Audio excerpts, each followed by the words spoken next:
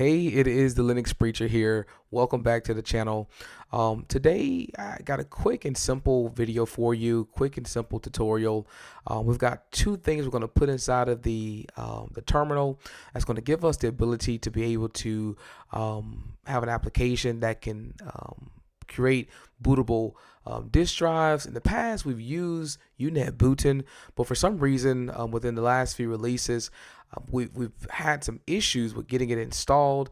We got to go through a whole bunch of workarounds to get that, and we found that this way right here is really a more simpler option for us. And basically, it's going to put startup disk creator on our system here, where we're able to do the same thing that we could do with UNetbootin.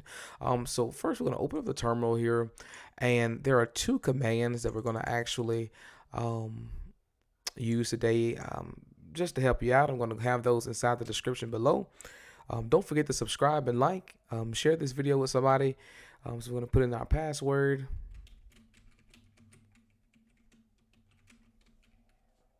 Okay. We're going to let it do its thing here. In some cases, it may ask you to click yes or Y, that is. In this case, it didn't, mainly because I've already had it on here before, but I did install it just for the sake of this video. The second command we're going to have here is really just going to be to go ahead and open it up. And voila. And so once you have it installed, you're going to be prompted with this. Once you put the second command, it's going to open it up. It's going to execute the application. You're going to go to other here. You're going to go through, and you're going to find the we got mine here. Got two distros here. So find that image, put it there.